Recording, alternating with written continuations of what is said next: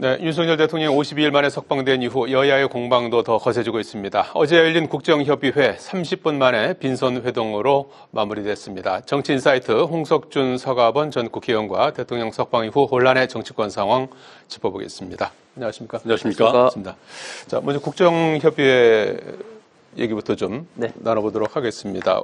지난 주말에 윤석열 대통령 석방 이후에 열린 어제 국정협의회, 당초에 뭐 제대로 열릴 수 있을까 이렇게 이제 우려도 있었는데 열리긴 열렸는데 결국 그 소득 대체율, 연금 개혁과 관련해서 소득 대체율에서 이견을 보이면서 30분 만에 빈손 회동으로 끝났습니다. 그래서 결국은 뭐 그건 이제 표면적인 이유고 속내는 최근에 어떤 전국 상황 때문에 여야 협상이 조금 그동안에 사실 어떻게 보면 급물살을 타는 듯 했었는데 그런 영향을 받은 게 아닌가 하는 그런 분석이 나오는데 어떻게 보셨습니까? 예, 국정협의체는 잘 아시는 것처럼 이제 여야가 대통령 탄핵 시국에 국정에 좀 혼란을 최소화하기 위해서 만들었는데 네. 굉장히 지금 현재 진행 상황을 보면은 국민들에게 저는 많은 실망을 줬다고 생각합니다. 특히 사실은 가장 핵심적인 현안인 이 연금 개혁만 하더라도 잘 아시는 연금 개혁이라는 게 박정희 대통령 때 이제 만들어진 의료보험 생활보호 대상자와 더불어 이제 노태우 정부 때 88년도 이제 선별적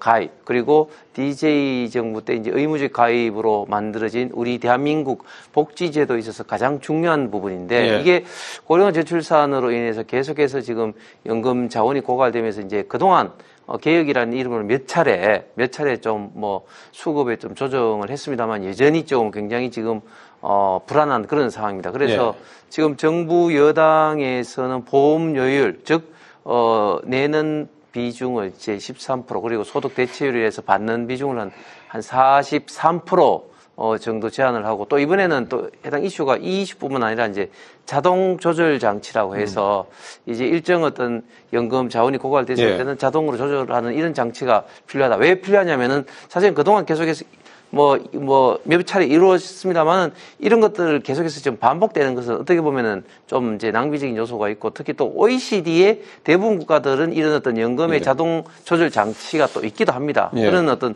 두 가지 이슈인데 이 부분에 대해서 민주당은 일단 표면적으로는 소득 대체율 44%로 이야기를 하고 있고 특히 자동 조절 장치에 대해서는 아주 강력하게 도입에 대해서 이제 지금 반대를 하고 있는 이런 어떤 상황인데 글쎄 저는 민주당이 지금 현재 국회에서 압도적 일당이고 정말 우리 대한민국의 미래 특히 이런 국민연금의 재원에 대해서 걱정이 된다면 저는 자동 조절 장치라든지 이런 것을 당연히 받아들여야 되는데 왜 이런 것에 대해서 받아들이지 않고 그냥 결렬을 시키는 것인지 민주당이 진짜 말로만 지금 이제 민생 하고 있는 것이 아닌가 하는 어떤 그런 것들이 이런 어떤 이슈에서 저는 여실히 드러나고 있다고 생각합니다. 예.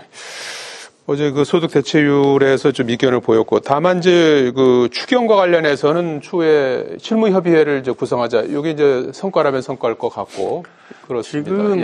지금 이른바 국정협의회 이 계엄 사태 이후에 지금 사실 뭐 여당이라고 하지만은 국정 주체가 지금 실종돼 버리고 없는 거 아니겠습니까?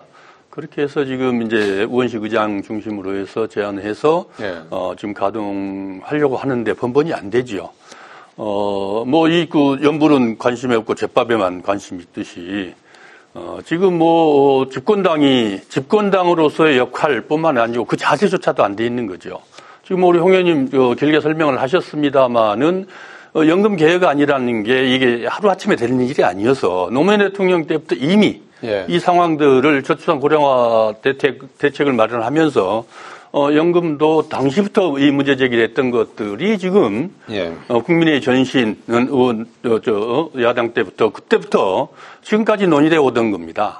하루아침에. 그러나 지난 21대 때 어느 정도 근접했죠. 소득 대체율이 1% 차이로 결국 결렬되고 말았습니다만은 지금 와가지고 자동 조정 장치를 또 갑자기 끄집어내는 거예요. 이걸 하지 말자는 얘기입니다. 집권당으로서의 포기하고 이 연금 개혁은 우리가 총대 매지 않겠다. 이거나 다름없는 거거든요. 소득 대체율 1% 때문에 이게 합의가 되지 않는 것을 이 연금 문제의 가장 개혁 근간이 되는 이 구조를 다시 뜯어 고치자.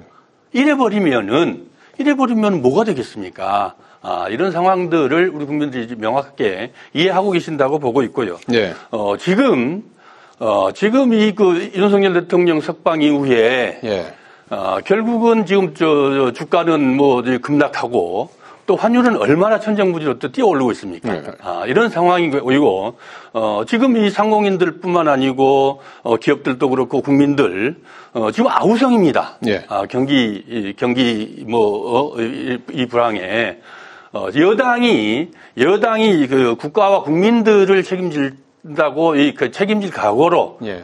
그렇게 했을 때 여당으로서 존재 가치가 있는 것이지 지금 윤석열 대통령 살리기에 급급해서 예. 국민들과 민생을 내팽개치고 있는 이 한심한 모습들 정말 각성해야 된다고 봅니다. 예. 이 외에 뭐 국민연금 외에도 추경 편성하는 문제, 그 부분은 뭐 이제 시기가 이제 남아 있는 것 같고, 그다음에 이제 반도체 특별법이라든지 이제 상속세법 개정이라든지 이런 부분에서 이제 뭐 공통점을 찾은 것도 있고 좀 앞으로 협상할 부분도 있고 그래서 향후에 이제 국정협의회 이제 또 이어가는 회의에서 어떤 또 성과가 나올 수 있을지 같이 한번 좀 기대를 해보기로 하고요. 자, 지금 윤석열 대통령 석방 이후 이제 탄핵 심판 선고가 이제 임박했다는 관측이 나오면서 전국이 상당히 경랑 속으로 들어가고 있는 그런 상황인 것 같습니다. 여야 모두 오늘 의총을 열고 대응책을 그런 이제 논의하고 있습니다. 그리고 어제는 서로 이제 맞고발을 하지 않았습니까? 민주당이 심우정 검찰총 즉시 항고하지 않은 그 심우정 검찰총장을 이제 직권 남용 혐의로 공수처에 고발을 하고 자진 사퇴를 촉구하면서 이제 탄핵 카드도 검토하고 있는 그런 상황이고 여기에 맞서서 이제 국민의힘은 공수처가 불법 수사를 했다, 불법 구속을 했다 해갖고서 오동훈 공수처장을 이제 고발을 했습니다. 그래서 최근에 일련의 어떤 정치권의 움직임 어떻게 평가하고 계시는지요? 예, 일단 지금 대한민국이 법치주의 국가로서 사실은 가장 중요한 법을 제대로 그 관련된 권력 기관이 집행하고 있느냐 하는 것은 국회나 국민이 당연히 이제 그 감시와 그리고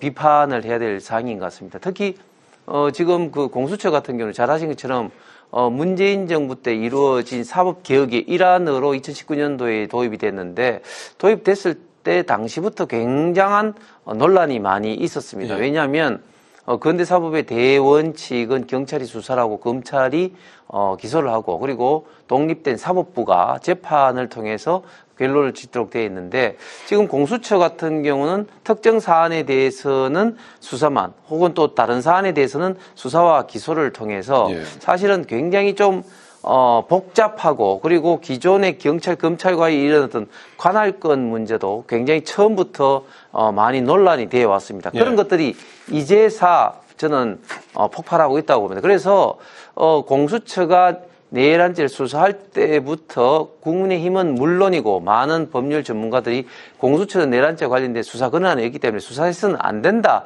하는 어떤 문제들을 계속 제기해 왔었는데 오동훈 공수처장이 굉장히 무리하게 한탕주의로 뭔가 한번 해보려는 그런 어떤 소영주의에 그래서 굉장히 또 영장 쇼핑을 하고 또 불법 체포 구속하는 이런 어떤 일련의 과정들이 지금 현재 적나라하게 지금 현재 드러나고 있는 상황입니다. 그런 어떤 상황에 대해서 이번에 이제 서울중앙지법에서 문제점을 제기를 하면서 이런 어떤 절차적 문제가 있기 때문에 구속 취소를 했고 그 관련해서 공수처장을 지금 고발했는데 그런데 여기에 대해서 사실은 법원의 결정에 대해서 다른 심우정 검찰총장을 저는 고발했는 게 저는 도저히 좀 납득이 안 되고 옛날 민주당 같으면 당장 아마 탄핵을 했을 겁니다. 그런데 탄핵을 하면 또 국민들로부터 있던 후폭풍이 있기 때문에 탄핵은 하지 못하고 어쩡쩡하게 고발을 지금 하고 있는 것이 아닌가. 그러나 거기에 대해서도 국민들이 제가 봤을 때는 상당히 좀 수용하기 힘들지 않나 생각합니다.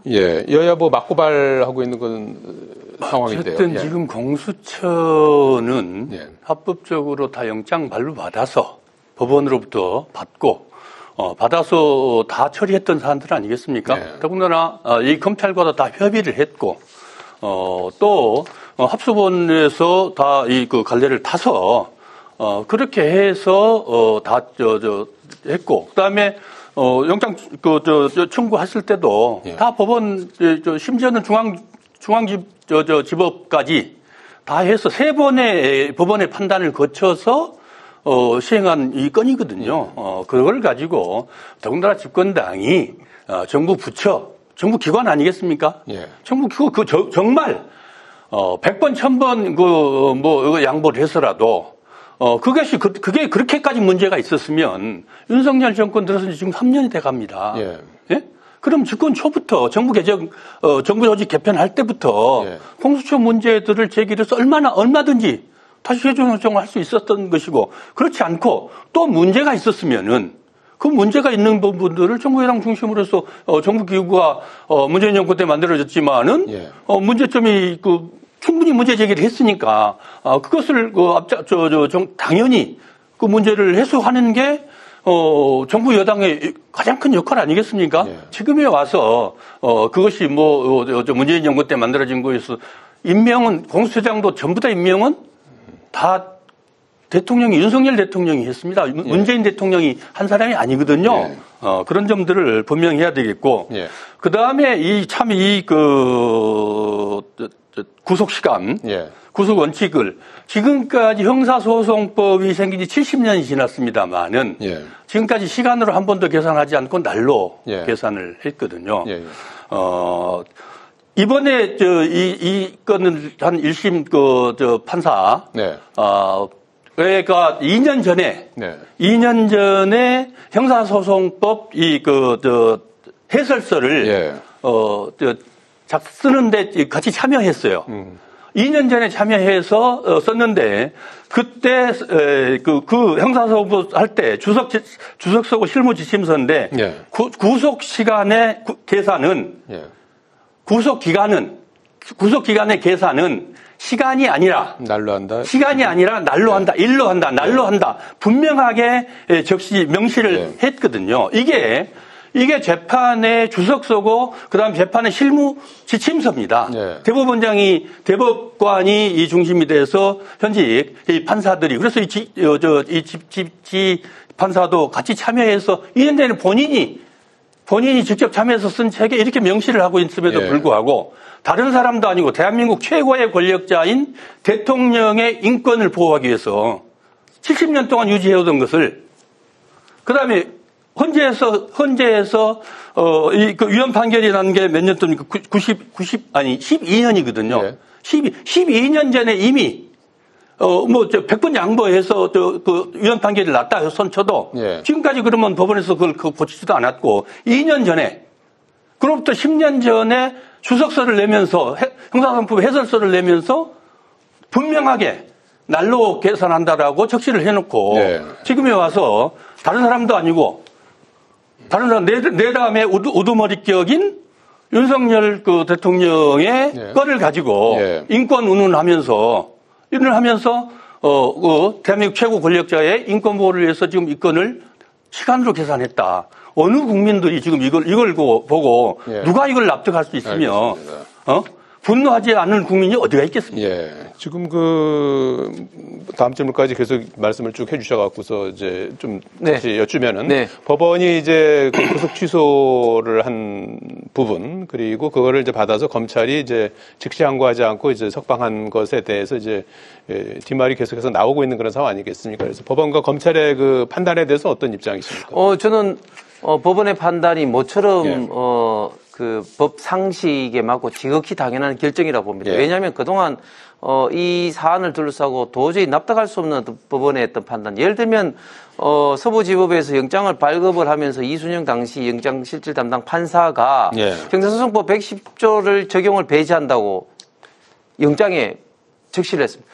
아니 판사가 입법자도 아닌데 어떻게 기존에 있는 형사소송법 110도 즉 군사보호시설, 군사보안시설에 대해서는 관리 책임자의 동의를 받아야 된다는 이런 조항을 적용을 배제한다고 이렇게 어떻게 할 수가 있는 건지 좀 도저히 납득이 안 가는 그런 어떤 사법부의 어떤 판단이 많은데 저는 모처럼 법 상식적인 지극히 당연한 판단이라고 생각하고 특히 적시 항고를 검찰에서 하지 않은 것은 저는 즉시 항고를 하면 오히려 더 저는 문제가 된다고 봅니다. 왜냐하면 네. 즉시 항고 제도, 특히 이 구속 취소에 대한 즉시 항고 제도가 언제 생기냐면 1973년도 유신 체제에서 국회가 아닌 당시 비상국무회의에 생겼던 굉장히 나쁜 악법입니다. 예. 그렇기 때문에 이 구속 취소에 대한 즉시 항고보다 훨씬 더 단계가 낮은, 즉 보석이나 집행정지에 대한 즉시 항고도 이미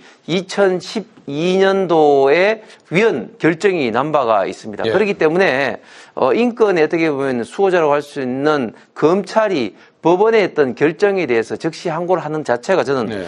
문제가 되기 때문에 검찰 그 심우정 총장은 예. 이렇게 이제 석방에 대한 어떤 지휘를 한 것 같고, 그다음에 그 서유님께서 왜 공수처가 이렇게 문제 있으면 직권 3년이 되는데 없애지 않았느냐 이런 말씀을 하셨는데, 잘하신 것처럼 그렇게 하려면 또 법을 개정을 해야 됩니다. 그런데 지금 윤석열 정부 들어와서 지금 정부 조직 개편조차도 지금 민주당이 협조를 안 합니다. 예를 들면 여가부 폐지를 대통령 공약을 했는데 폐지할 수 있었습니까? 민주당이 강력 반대해서 법 개정을 못 합니다. 공수처 역시 마찬가지입니다. 이런 어떤 문제 때문에 문제가 있더라도 공수처를 폐지를 하지 못하는 것이 현실이었다. 오히려 민주당은 더 나가서 사실은 사법개혁이라는 미명하에 1단계 검경수사조정권, 네. 2단계 2019년도에 공수처 설치, 그 다음에 또 뭐 있습니까? 검수완박까지 또 해버렸습니다. 네. 그렇기 때문에 민주당 입장에서 이런 것을 오히려 더 강하게 이렇게 막아왔던 이런 어떤 어떻게 보면은 자성자박이 바로 이 공수처의 수사권 이런 어떤 그 논란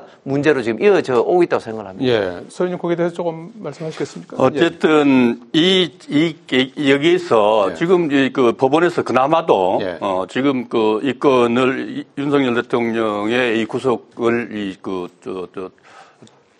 풀어준 것은 예. 결국은 지금 그 아까 말씀드렸듯이 구속 기간을 예. 70년 만에 처음으로 시간으로 해석했다는 것들이지 예. 지금 우리 홍 의원님 말씀하신 그런 사유들이 아니거든요. 네. 공처에서 뭐 입법적으로 뭐가 잘못됐다. 그다음에 뭐 조사를 잘못했다. 예. 월권을 했다. 뭐 이런 것들이 아니고 시간 계산이 잘못됐다는 겁니다. 두 가지 그런 부분들. 그러니까 예. 그거는 부차적인 것들이고요. 예. 그거는 부차적인 것들이고. 그다음에 윤석열 대통령은 공수처 조사도 거부했지 않습니까? 네. 거부하지도 않고 조사도 안 받았어요. 예. 그래서 윤석열 대통령과 관련된 것들은 그런 게 없다. 그리고 지금 내란 수계, 내란 우두머리인 윤석열 대통령은 석방이 됐는데 그러면 지금 종사자들 예. 지금 다른 분들은 감옥에 다른 분들은 다 감옥에 있습니다. 네. 이거 정말 웃기는 일 아니겠습니까? 알겠습니다. 네. 그리고요. 예, 그런 문제들 예. 우리 국민들이 지금 그런 것들 가지고 지금 분노하고 있는 거 아니겠습니까? 알겠습니다. 예. 자, 지금 그 관제복과 이제 나흘째 윤 대통령이 이제 옥중 정치에 의해서 관제 정치에 나설지 주목됩니다. 그래서 엊그저께는 권성동 원내대표하고 권영세 비대위원장이 이제 저녁에 차담을 한 것으로 알려졌고, 뭐 이후에도 이제 이른바 친윤계 중진들과도 접촉하고 있는 것으로 이제 전해지고 있습니다. 그래서 향후에 이런 상황은 어떻게 좀 평가를 하시고, 향후에 윤석열 대통령이 더 좀 적극적인 어떤 메시지를 낼 가능성은 어떻게 보시는지, 이제 탄핵 선고를 앞두고 말이죠. 어떻게 보십니까? 예. 민주당이나 그 좌파 진영에서 윤석열 대통령 구속을 해야 되고, 그리고 구속 이제 석방이 되면 안 된다고 주장했던 가장 큰 이유가 관저에 가면은 굉장히 많이 뭐 이게 선동을 한다. 특히 또 탄핵 반대 집회에 직접 또 나가서 국민들을 분열시킬 것이다. 이런 어떤 우려 아닌 우려를 통해서 오히려 그 구속을 계속해서 지속해야 된다는 선동을 해 왔었습니다. 그런데 저는 지금 현재 윤석열 대통령께서 관제하는 이 정도로 앞으로도 지금 시간을 보내지 않을까. 그러니까 좀 굳이 좀 찾아오는 어떤 정치인이라든지 뭐 이런 분들 정도 만나는 것은 뭐 하더라도 네. 그 일부에서 뭐 생각을 했던 내지는 뭐 예상을 했었던 뭐 이런 어떤 강력한 어떤 메시지라든지 또 집회 참여한다든지 저는 그런 어떤 가능성은 없다. 네. 왜냐하면 일단은 기본적으로 윤석열 대통령도 지금 이제 국민이 이렇게 분열돼 있는 상황에서 현직 대통령 신분으로서 그렇게 한다면 일부 지지자들의 어떤 그런 호응을 받을지는 모르겠지만 네. 그러나 또한 많은 또 지지하지 않는 분들의 반발도 예상할 수 있기 때문에 예. 저는 그러지 않고 이 정도 선에서 아주 앞으로 필요하다면 네. 좀 정제되고 간단한 메시지 정도는 낼 수 있지 않을까 생각을 합니다. 탄핵 선고 전까지는 일단 정중동 그렇습니다. 의 네. 움직임을 볼 것으로 이렇게 보셨는데 서해는요. 예, 그거 너무 당연한 거죠. 예. 직무가 탄핵에서 당해서 지금 그 결정이 날 때까지 직무가 정지되는 거 아니겠습니까? 그러면 일상적인 생활만 해야 됩니다. 그러면은 물론 뭐 지인들이 찾아오고 하는 것들은 만날 수야 있겠지만은 네. 그것조차도 과거에 노무현 대통령도 그랬고 박근혜 대통령도 그랬고 그런 것조차도 삼가해야 하는 게 국민에 대한 도리 아니겠습니까? 지금 본인의 잘못으로 인해서 결과가 당연히 탄핵되겠지만 결과가 어떻게 됐든 노무현 전 간에 대통령 때도 삼가했습니까? 당연하죠. 그건 너무나 당연한 거 아니에요. 보고하려고 했는데 네. 이제 그때 처음이니까 예. 비서실에서 무슨 간단한 것들하고 보고하고 했는데 대통령께 직접 예. 그 행위 자체도 하지 마라. 야. 예. 라고 직접 지시해서 안 했습니다. 예. 너무 당연한 거죠. 그런데 지금 나오자마자 집권당의 대표와 원내대표가 찾아가서 예.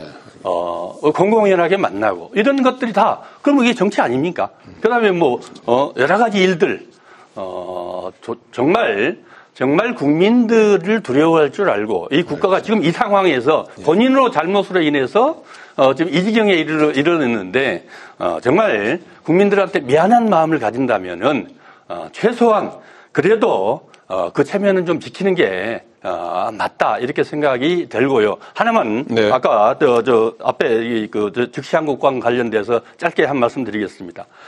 2년 전에 심우정 검찰총장 예. 지금 즉시항고 하지 않아서 지금 고발도 내고 탄핵 하겠다고 야당에서 그러지 않습니까? 예.